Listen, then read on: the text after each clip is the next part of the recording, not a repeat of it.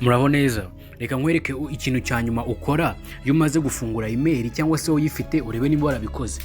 Ntabwo uzongera kugira ikibazo cyo kuba wagira impungenge zo kuba wabura password yawe ya email cyangwa se waribagiwe email password yawe cyangwa se niba uyifite byose ubyibuka ubirindire umutekano ku buryo nta n'umuntu uzakwiba email yawe. Uraza ukanda hano kuri Gmail handi bohereza ubutumwa muri telefone yawe uyigemo. Iyo bino bintu utabibona uhita ukanda handitse ngo take me to Gmail. Hanyuma sasa ari igihe ufitemo email nyinshi muri telefone yawe uraza kuyikanda kugira ngo urebe niba waselectinze iyo ushaka guhereza umutekano. Uze uyiselecting, nk'ubu mfitemo ebyiri ndahita nyiselectinga, niba ufitemo imwe uyikandeho. Okay, hanyuma noneho itongera ukande hano gutya kugira ngo ukore setup.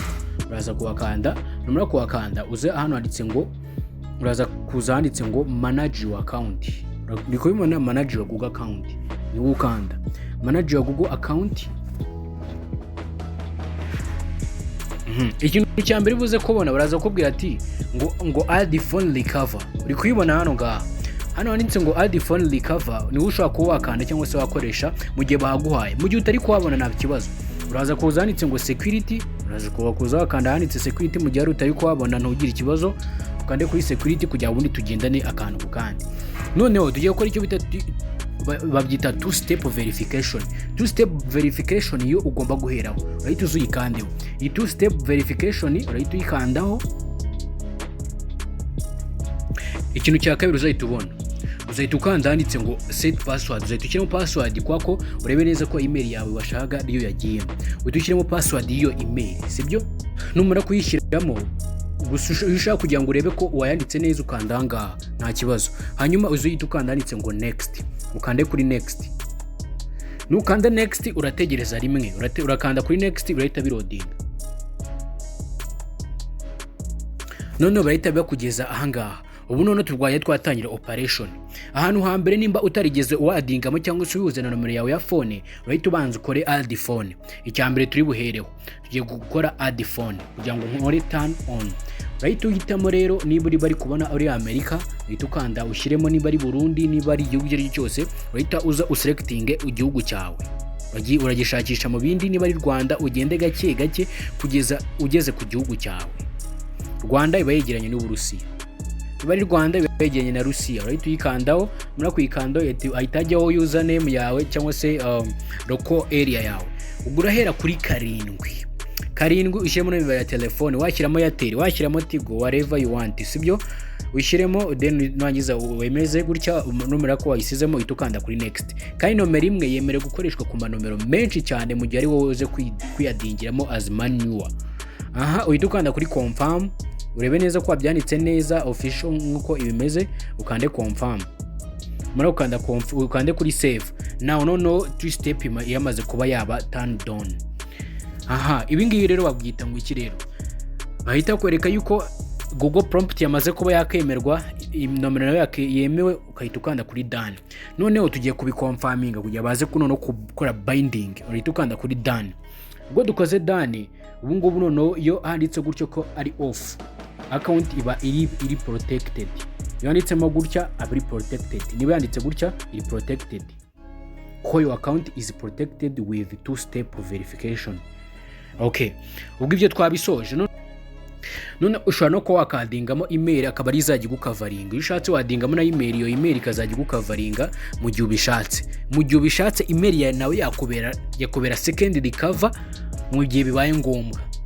Kubaza password wongere uyishyiremo kande next. Bahita ubwo ati add email, uhita ukanda email ushaka. Niba ushaka gushyiramo indi email wari ufite cyangwa se undi muntu, ni ku muntu nyine ubishaka. Ari umuntu ufite email zitandukanye, ngiye kuhita nyihuza n'indi email yanjye ari nsanzwe nifitiye.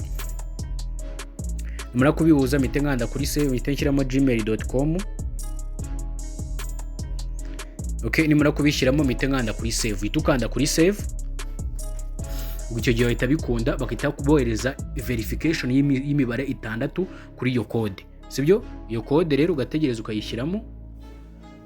Iyo code ngiye nyisizemo kwa ko nari nyifite mu yindi phone.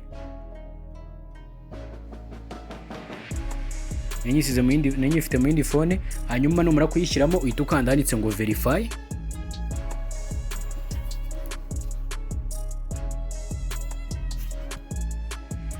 bahita bakubwira yuko yabaye verified, bahita bakwandikira hasi munsi ko yabaye verified, dore ngiyi munsi, ubwo icyo gihe biba byamaze kuba byakunda already. Now none ubu ngubu wabisoje, ubu nta kintu kimwe kiba gisigaye, ubu email yawe ifite umutekano, nta muntu wayikwiba, biragoye ko nta n'umugore umuntu wagerageza kuba yayikwiba. Nibi ngibi rero, kandi ndagushimiye bw'ino video warebye. Ushaka kongeraho ibirenze cyangwa se ushaka gukomeza ibirenze, hari ukuntu warakoresheje email yawe ahantu henshi hatandukanye, ushaka kubikuramo ukamanaginga all devices, ibyo ngibyo nabikwereka. Kuri all devices bahita bakwereka email yawe, amafone yose arimo, umuntu wayikoresheje niba ari n'umuntu ugejeje kuyishyiramo, icyo gihe uhita uzibona ku buryo wamwima access, uhita umwima uburenganzira. Nk'uko ubibona ino email bahita bakwereka ahantu hose yisayininzemo, bakwereka email yisayininzemo, ukabibona ahantu hose iri, bahita babikwereka. Iyo ushaka kuyisayininga ngaho uti nyine ngivuye ku murongo, uhita ukanda ukahita ubona ahanditse ni move, ukahita ubona amatelefone arimo yari yose.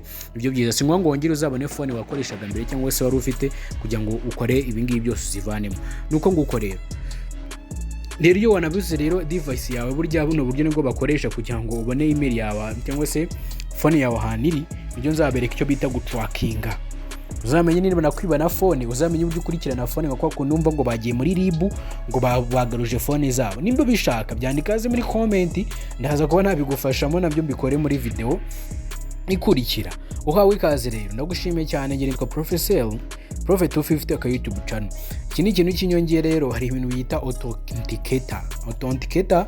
Sinzi no nabikora, ariko authenticator gusa ni nziza, ariko nayo okay. Niba wareba video, niba unazabigarukaho, authenticator n'ubundi buryo bwo bwirinzi bwo kurinda telefone yawe. Mugire ibihe byiza. Nimushaka ibindi birenzeho munyandikira hasi muri comment. Ubwo video ikurikira twagiye gutrackinga telefone, nimba mubishaka mwandika hasi muri comment. N'abantu bayikeneye gufungura YouTube channel ndahari rwose. God bless.